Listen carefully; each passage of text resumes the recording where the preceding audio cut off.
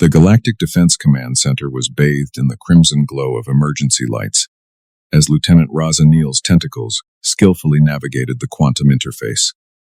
Her compound eyes widened with each new data stream pouring in from the outer defense grid. Something was wrong. Very wrong. Admiral on deck. The announcement pierced through the cacophony of blaring alarms and chattering personnel. Admiral Kex Varen strode into the command center, his crystalline exoskeleton gleaming under the emergency lights. 4 decades of military service had left him with enough battle scars to make his shell look like a mosaic of war stories. He wasted no time with formalities. Report, Lieutenant. Sir, our quantum sensors are detecting nothing, which is exactly the problem. Raza's voice quivered with a mix of confusion and excitement. Grid sections 7 through 13 are showing complete sensor dead zones. It's as if chunks of space have just vanished. Voron's mandibles clicked in annoyance. Dead zones don't move, Lieutenant. Show me the pattern. The main holographic display lit up, revealing a vast section of their defense grid.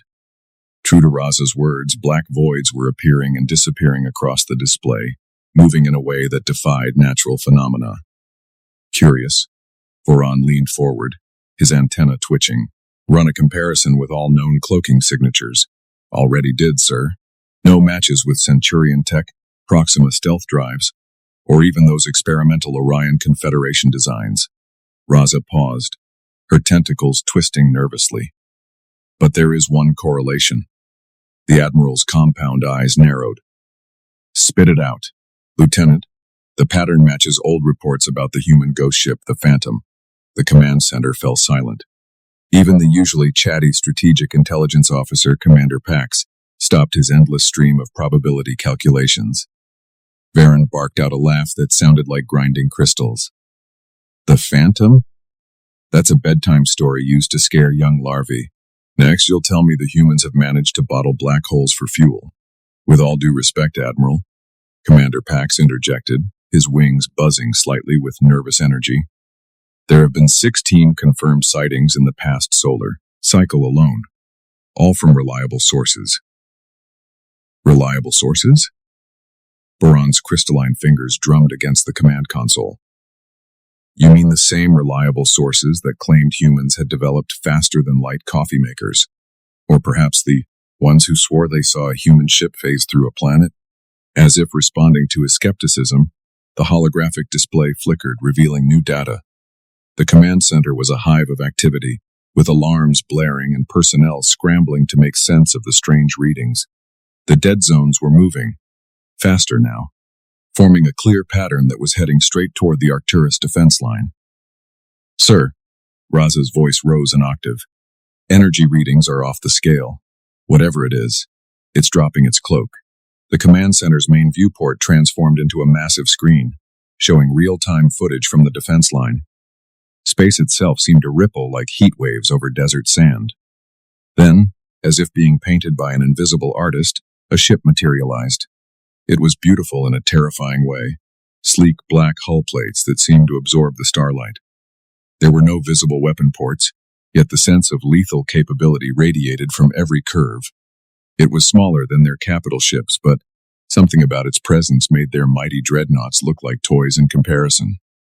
By the first queen's eggs, Voron whispered, his usual sarcasm forgotten. It's real. Commander Thorax's probability matrix started spitting out numbers, faster than he could process. Sir, the ship's design matches no known human configurations, but the energy signature, it's definitely human in origin. Advanced beyond anything we've encountered but human. Impossible, Ben stated, though his voice lacked conviction. The humans were centuries behind us in weapons technology. Their ships were primitive compared to ours. This can't be the mysterious vessel. It hung in space like a predator sizing up its prey. No communications, no aggressive moves, just waiting. Orders, sir? Raza asked, her tentacles hovering over the battle station controls. Admiral Voron stared at the ship, memories of past encounters with human vessels flashing through his mind. They had always been resourceful, unpredictable, and annoyingly lucky. But this was something else entirely. "Send out a standard identification request," he commanded, straightening his posture. "But keep our weapons hot and shields at maximum. Something tells me we're about to rewrite our intelligence reports on human capabilities." As the identification request was transmitted, Voron couldn't shake the feeling that this was just the beginning. The humans had always been full of surprises, but if the Phantom was real, what other myths about their capabilities might turn out to be true? The answer, he suspected, would either fascinate or terrify him, possibly both. The briefing room buzzed with nervous energy as Commander Pax Thorax connected his neural interface to the holographic system behind him. Admiral Varon and the command staff waited impatiently for the intelligence briefing to begin. Computer access file Phantom X937. Authorization, Thorax Prime Alpha. Commander Thorax's antennae twitched as data streams filled the air. "What I am about to share has been classified at the highest levels. Most of these reports were dismissed as sensor malfunctions or mass hysteria." The first hologram showed a merchant vessel, its hull scarred by weapon impacts. 3 cycles ago, the trading ship Starweaver reported an encounter in the Carina Nebula. They claimed a black ship appeared from nowhere, disabled 2 pirate cruisers, and vanished before anyone could get a clear scan. "Merchant tales," Admiral Varon scoffed, but his crystalline fingers gripped his console tighter. "They will say anything to avoid admitting they lost cargo to pirates." "Perhaps," Thorax continued, bringing up another image. "But what about the Hegemon's Third Fleet? 12 warships, including 2 dreadnoughts, reported the same Phantom vessel during the Battle of Prion. According to Fleet Admiral Nix Krell, and I quote, the human ship phased through our defense screen like it was made of smoke. Our weapons passed straight through it. Then it proceeded to disable our flagship's engines with technology we still cannot comprehend." Lieutenant Raza Nexel raised one of her tentacles. But the official report blamed that incident on a mass hallucination caused by radiation from the nearby pulsar. Convenient explanation, wasn't it? Thorax's wings buzzed with barely contained excitement. Just like the official explanation for what happened to Research Station Omega. The hologram shifted to show the legend of the Phantom. The massive space station, once the pride of their scientific community, now floated dead in space. All its weapon systems had been fused into useless metal. Research Station Omega housed their most advanced anti-human weapon prototypes. Thorax explained that security footage showed nothing, no ships, no boarding parties. But witnesses described seeing a black vessel that appeared for exactly 2.3 seconds before it vanished. Every weapon in the station had been rendered inert. The cafeteria replicators, however, had been reprogrammed to serve only human coffee. That last detail drew nervous laughter from the assembled officers. Even Varon's mandibles twitched in what might have been amusement. "Here are the facts we know," Thorax continued, pulling up a list of data points. "The ship is approximately 300 meters long, though its exact dimensions seem to shift between sightings. Its hull absorbs all known scanning methods. It can apparently phase through solid matter, though some theorize it actually bends space around itself. And most importantly, it has never, in any confirmed encounter, caused a single casualty." Admiral Varon leaned forward. "Never? That cannot be right. What kind of warship never kills?" "One that doesn't need to." Thorax's voice dropped lower. "In every encounter, the Phantom demonstrates overwhelming technological superiority, then leaves without inflicting permanent damage. It is as if they are studying us or perhaps teaching us a lesson." The hologram changed again, showing a compilation of sensor readings from various encounters. "Our best xenopsychologists believe this is a deliberate strategy. The humans are showing us that they could destroy us at any time, but choose not to. It is both a warning and possibly an invitation to reconsider our relationship with their species. Or perhaps," Lieutenant Nexel suggested, "they simply find it amusing to toy with us." "That is also a possibility," Thorax admitted. "Human humor has always been difficult for our species to comprehend. But there is one more detail that every witness agrees upon. The ship bears a name written in human letters that glow with an impossible light. They say it changes each time it is seen, as if the ship itself is playing with its own identity." Admiral Voron stood up, his crystalline form catching the light. And what name is it showing now, Commander? Before Thorax could answer, Lieutenant Neil's voice cut through the room. Sir, the Phantom ship is transmitting text only using old human communication protocols. The message appeared on every screen in the room. It was short, simple, and somehow made it worse. Knock. Did the most advanced warship we have ever encountered just make a joke?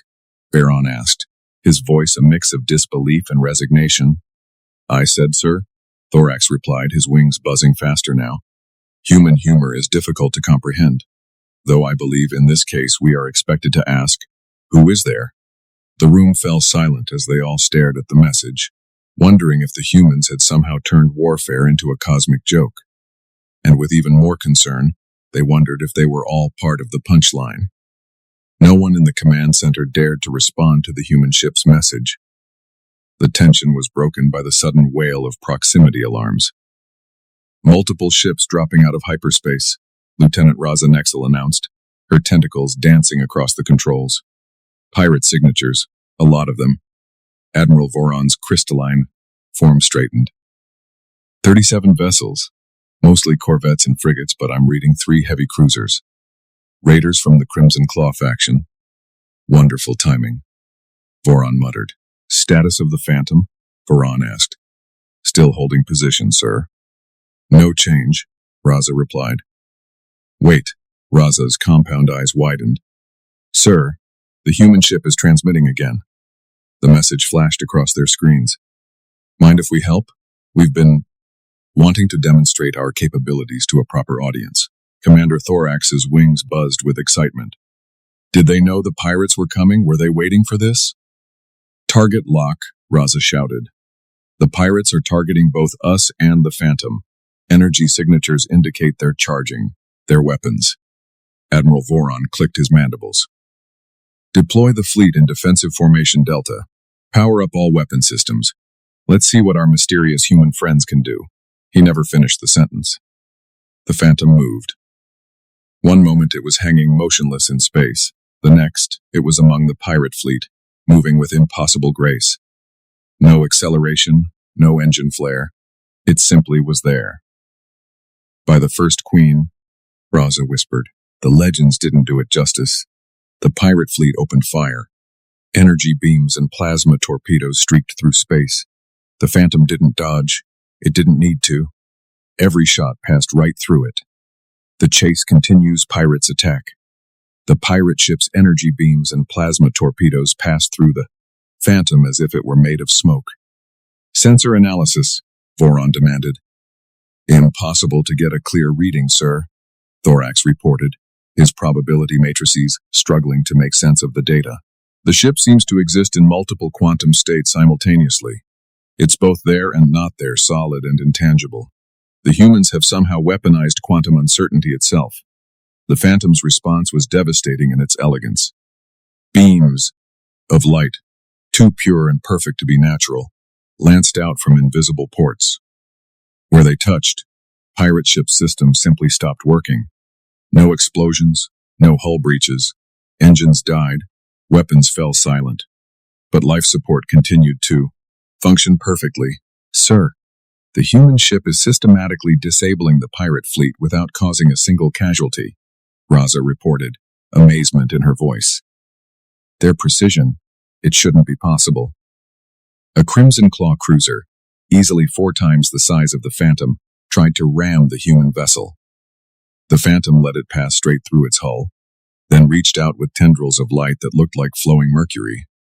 The cruiser's hull remained intact, but every weapon and engine on the ship transformed into abstract art sculptures. They're not just disabling them, Thorax observed. They're humiliating them, showing us how utterly outclassed we are. Within minutes, the entire pirate fleet hung helpless in space. The Phantom had reduced one of the most feared raiding forces in the sector to an array of powerless hulks, without causing a single death or hull breach. Then it transmitted again. Taking care of that for you. Feel free to arrest them at your leisure, though you might want to hurry. We reprogrammed their food replicators to only serve kale smoothies.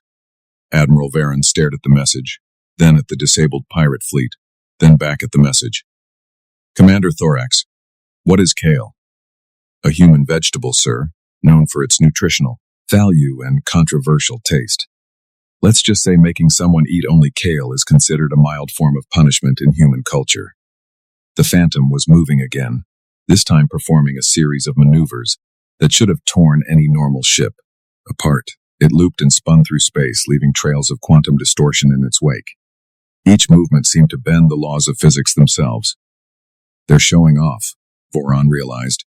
This entire encounter, the knock-knock joke, the casual disabling of a pirate fleet, these impossible maneuvers, it's all a demonstration. But of what, sir? Raza asked. Of how far behind we are.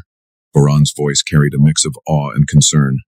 Every report we dismissed, every sighting we explained away, every rumor we laughed at, they were all true and probably understated. The Phantom had stopped its dance and now hung before them again, its black hull somehow both there and not there, real and unreal. A final message appeared. Thanks for letting us crash your party. For your records, today we were operating at approximately 2.3% of our full capability. Looking forward to more diplomatic interactions in the future. P.S. We fixed your cafeteria. Applicators too. You're welcome. Then, with no flash or fanfare, the Phantom simply ceased to be. One moment it was there, the next it wasn't, as if it had edited itself out of reality. Orders, sir? Raza asked quietly. Send recovery ships to secure the pirate fleet. Update all defense protocols. And someone check the cafeteria replicators. Thorax's antenna twitched. What do we put in the official report about the Phantom? The truth, Voron said. For once, let's try the truth, though I doubt anyone will believe it. His crystalline form seemed to slump slightly. Add a personal note. Perhaps it's time we reconsidered our assessment of human technological capabilities before they decide to demonstrate more than 2.3% of what they can do. Tracking a ship that could bend reality proved more challenging than Admiral Voron had anticipated. The Phantom had left a trail of quantum distortions across 3 star systems, and his fleet had been following it for the past 6 days. Contact. Lieutenant Raza Nexel called out from her station on the bridge of the flagship, Crystalline Dawn. The Phantom just appeared in the Epsilon cluster. Voron leaned forward in his command chair. All ships, battle formation Sigma. Remember, this is not an engagement. We are attempting diplomatic contact. The fleet of 15 warships accelerated toward the coordinates. The Phantom hung motionless against the backdrop of a binary star system, its black hull seeming to absorb the light from both suns. Sir Commander, Thorax reported. The Phantom is transmitting. Are we playing tag because we should establish ground rules?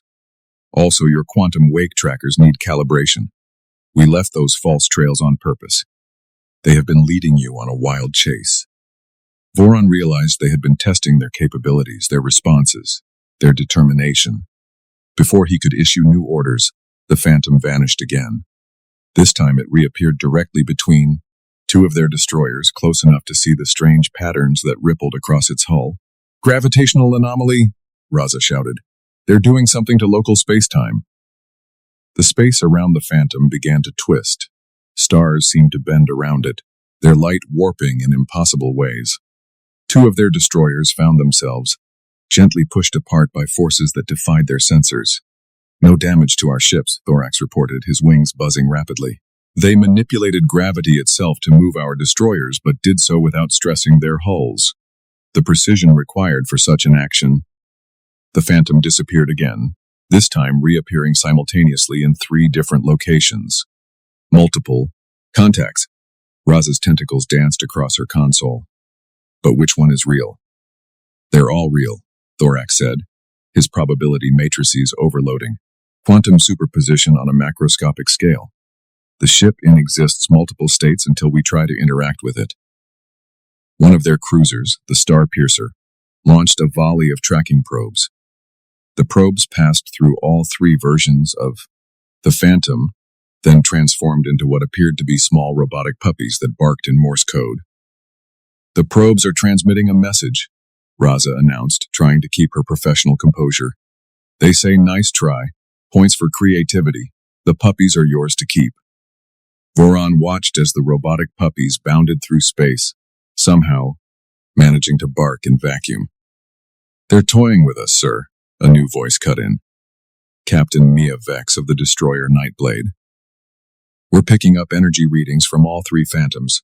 They're building to unprecedented levels. The three versions of the Phantom began to spin, creating a triangle of motion. Space itself seemed to fold within the triangle, creating a tunnel of twisted light. What are they doing? Voron demanded. Creating a localized space-time vortex, Thorax answered, his voice filled with awe.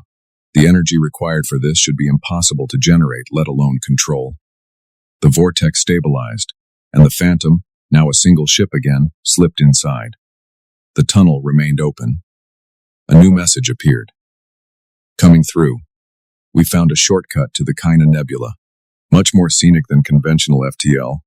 Watch out for the quantum eddies, though, they tickle. They want us to follow them through that, Captain Vex asked over the comm. Into a tunnel they ripped through space-time. Voron clicked his mandibles. Together. They've had countless opportunities to destroy us. Instead, they show us wonders. Commander Thorax, what is your analysis? The humans are teaching us, sir. Each demonstration shows us a new possibility. They're not just proving their superiority. They're showing us what we could achieve. The tunnel pulsed with invitation. The robotic puppies flew into it, still, barking cheerfully. All ships, Veron commanded. Follow those puppies. The fleet entered the tunnel. Reality twisted around them in ways that made their navigation systems gibber. Digital panic colors that had no right to exist painted patterns across their hulls. Several crew members reported that they could taste mathematics. When they emerged, they found themselves in the Carina Nebula, a journey that should have taken weeks, accomplished in moments. The Phantom waited for them, floating beside a newly formed star. Beautiful, right? The message came through. We thought you would enjoy the view. Also, we took the liberty of upgrading your sensor arrays during transit. You'll find them 42% more efficient now. They modified our ships while we were in their space-time tunnel, Captain Vex asked, her voice a mix of outrage and amazement. Confirmed, Thorax reported. All ships showing significant improvements to sensor capabilities. They even left maintenance documentation in multiple formats with helpful diagrams. The Phantom spun in what could only be described as a playful manner, then transmitted again. Chase is fun, but we should talk properly soon. Your civilization is ready for the next step. Mostly. Still need to work on your sense of humor and your coffee. Seriously, what you serve in your cafeterias is a crime against caffeine. Sir, Raza called out. I'm detecting quantum fluctuations building around the Phantom again. Let me guess, Voron said, resigned. They're about to disappear again, right? You are. Gold star for the Admiral. One last thing before we go. Check your databanks. We left you a gift. Just a small hint about quantum tunneling technology. Consider it a graduation present. Class dismissed. The Phantom twisted in on itself, turned into a shape that hurt to look at, then vanished with what several crew members would later swear was a wink. Orders, sir? Raza asked. Admiral Voron stared at the spot where the Phantom had been, then at the newly upgraded sensor displays, then at the robotic puppies that were now performing synchronized swimming patterns in space. Send a message to High Command, he said finally. Tell them we need to completely revise our approach to human relations and our cafeteria menus. And the puppies, sir. Keep them. Something tells me they will be excellent training aids for our sensor operators. Besides, he added, watching the mechanical canines play tag with photons, they're growing on me. 2 days after the chase through the quantum tunnel, Admiral Varen sat in his private quarters aboard the Crystalline Dawn, studying the gift the Phantom had left in their databases. Commander Thorax and Lieutenant Raza had joined him, trying to make sense of the quantum tunneling data. This is beyond revolutionary, Thorax said, his wings vibrating with excitement. The humans didn't just make a technological leap. They fundamentally changed their understanding of reality itself. A chime sounded, indicating an incoming transmission. On the quantum screen, text appeared. Ready for the final lesson? Admiral Voron straightened in his chair. Can we trace the signal? No need. came a human voice as the Phantom materialized outside their viewport. "We are right here." For the first time, the mysterious ship opened a direct communication channel. On their screen appeared a human woman sitting in what looked like a captain's chair made of flowing light.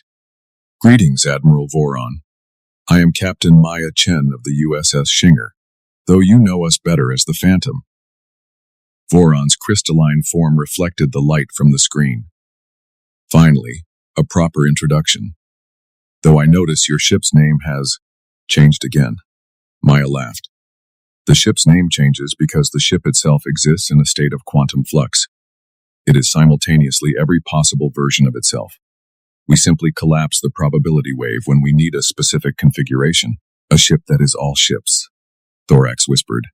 "The ultimate expression of quantum mechanics." "Precisely," Commander Maya nodded. "We achieved this breakthrough when we stopped trying to fight quantum uncertainty and instead embraced it.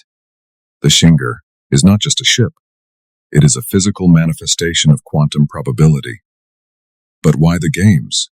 Voron asked. "Why lead us on this chase? Why not simply open diplomatic channels?"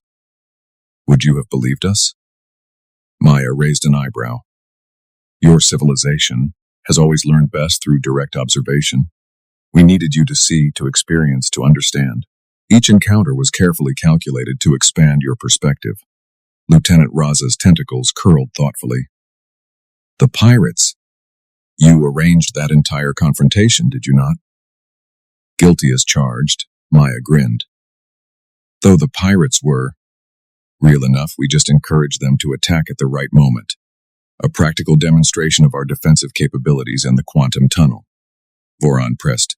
"A preview of what is possible when you stop trying to break through space-time and instead learn to dance with it."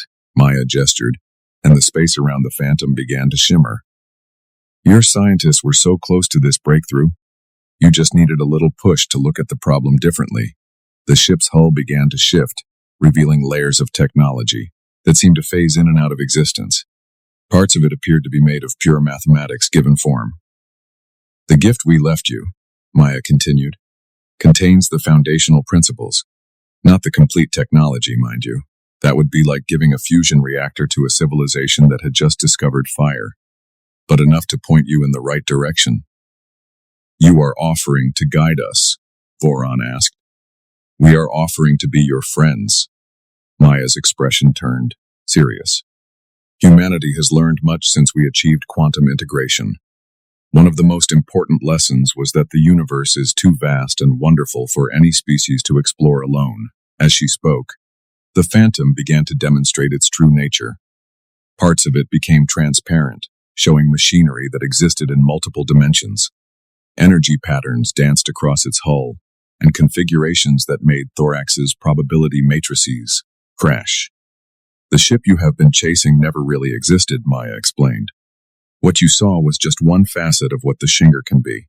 In truth, it is a quantum computer the size of a starship, constantly calculating and recalculating its own existence." "And the coffee obsession?" Voron couldn't help asking. Maya laughed again. "Some things are universal constants, Admiral.